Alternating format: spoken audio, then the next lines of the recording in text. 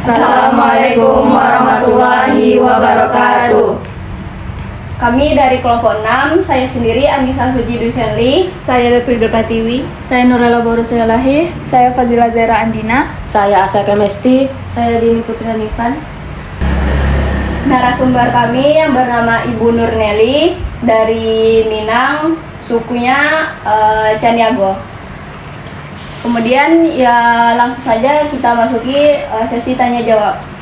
Siapa dulu?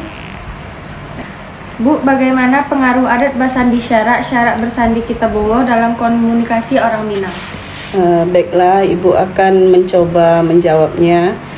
Di dalam adat Minang ada pepatah adat bersandi syarak bersandi kitabullah. Adat itu adalah adat kebiasaan turun-temurun yang dilakukan mulai dari zaman dahulu. Sedangkan syarak yaitu berlandaskan kepada agama kitab Al-Quran. Jadi setiap orang ingin memutuskan suatu permasalahan di dalam masyarakat maupun keluarga, mereka berpegang teguh kepada kitab Al-Quran. Jadi adatnya selaras dengan kitab Al-Quran, yaitu sesuai dengan ajaran agama Islam. Bu, mau bertanya, apa pengaruh keluarga besar dan sistem matrilineal dalam interaksi dan komunikasi individu Minang? Di Minang itu pengaruh keluarga besar itu secara garis keturunan matrilineal, yaitu garis keturunan dari ibu. Jadi setiap mengambil suku itu mereka berpatokan kepada garis keturunan ibu. Contoh nenek mama yang mereka ambil itu dari garis ibu. Jadi di dalam di dalam Minangkabau itu mereka berdasarkan kepada garis keturunan secara matrilineal, bukan patrilineal.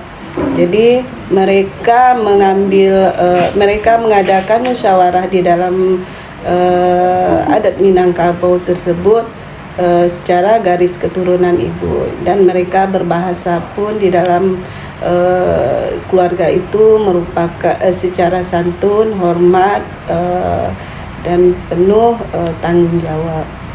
Bagaimana masyarakat Minangkabau menangani konflik interpersonal dalam komunitas mereka, mengingat pentingnya musyawarah dan kebersamaan?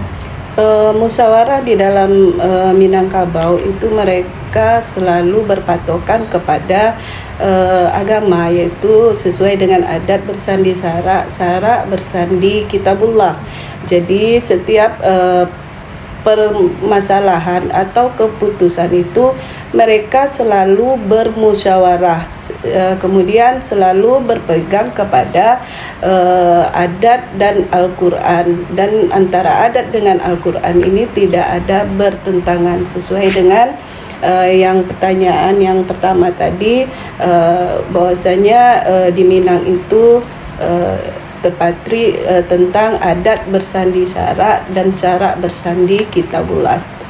Jadi kesimpulan itu mereka melakukan musyawarah untuk mengambil suatu mufakat berdasarkan dengan adat dan Al-Quran. Jadi tidak bertentangan dengan Al-Quran. Bagaimana orang Minang berkomunikasi antara generasi muda dengan orang tua melalui berbicara sehari-harinya? Di Minang itu mereka kental dengan rasa sopan yang sangat tinggi. Jadi antara komunikasi orang yang lebih tua dengan yang muda itu ada aturannya. Kalau yang lebih muda itu mereka selalu merasa hormat kepada yang lebih tua. Contohnya dalam bersikap, dalam berbahasa, mereka santun kepada orang tuanya. Jadi di Minang itu lebih diutamakan sifat atau sikap hormat dan santun kepada orang tua. Dan mereka juga tidak merasa lebih bahasanya itu lebih keras daripada dari bahasa orang tua. Jadi di Minangkabau itu lebih diutamakan rasa sopan santun terhadap orang tua. Baik Bu, berarti dari semua pertanyaan tadi ada nih lagi pertanyaan. Bagaimana sih komunikasi? Apakah ada perbedaan antara komunikasi laki-laki ataupun perempuan? Mengingat kalau perempuan itu adalah pengelola harta pusaka dalam matrilineal.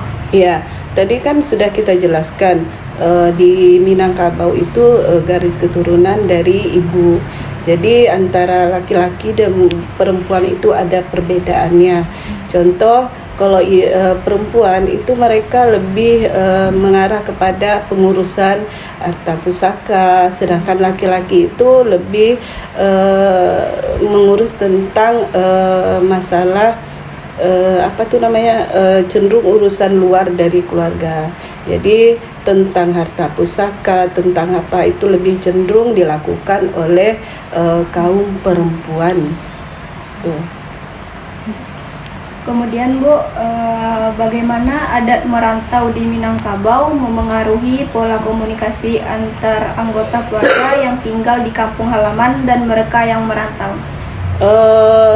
Kebanyakan orang Minang yang merantau di luar itu mereka tetap berkomunikasi kepada tanah kelahiran mereka yang ada di Minang. Contohnya mereka merantau ke luar Minang, contoh yang terdekat ke Pekanbaru ini, tetapi mereka tetap berkomunikasi ke daerah asal mereka. Dengan cara apa? Terkadang mereka bersilaturahmi setiap tahun pulang kampung, kemudian ada yang menyisihkan hartanya untuk pembangunan di kampung. Itu rata-rata orang Minang melakukan hal yang demikian. Walaupun mereka merantau ke luar Minang, tetapi kampung halaman mereka tetap mereka perhatikan. Jadi orang yang berasal dari Minang itu walaupun mereka di luar Minang, komunikasi mereka pun antar sesama Minang itu tetap ada, karena ada persatuan yang mereka buat. Gunanya apa? Gunanya untuk menjalin silaturahmi dan untuk menjalin atau berkomunikasi kalau ada pembangunan yang ada di kampung mereka. Jadi orang Minang kebanyakan yang merantau itu selalu membantu atau memperhatikan apa-apa kebutuhan yang ada di kampung mereka. Contoh, mereka misalnya ingin membangun sebuah surau, itu mereka gotong royong untuk membangun. Jadi setiap orang Minang yang merantau di luar Minang itu mereka selalu bersilaturahmi, selalu berkomunikasi dan selalu bergotong royong untuk daerah asal mereka. Jadi dari kesimpulan yang kita diskusikan tadi dapat kita ambil kesimpulannya. Yang pertama itu di Minang itu mereka berlandaskan kepada adat bersandi sarak, sarak bersandi kitabullah. Kemudian di Minang itu mereka mengambil garis keturunan dari ibu atau matrilineal. Yang ketiga, di dalam bermusyawarah mereka selalu berlandaskan kepada adat, kemudian tidak bertentangan dengan Al-Quran. Kemudian di dalam adat di daerah Minang itu mereka selalu menggunakan tutur kata yang santun dan sopan, baik itu kepada orang tua ataupun kepada yang lebih kecil. Terakhir, mereka selalu berkomunikasi dan selalu menjaga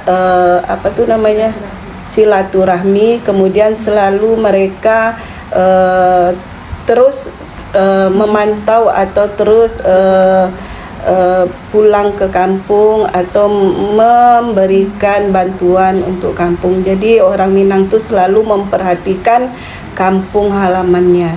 Jadi untuk kita generasi yang muda, kita selalu dapat mencontoh tentang budaya Minang. Contoh yang paling dasar yaitu bertutur kata.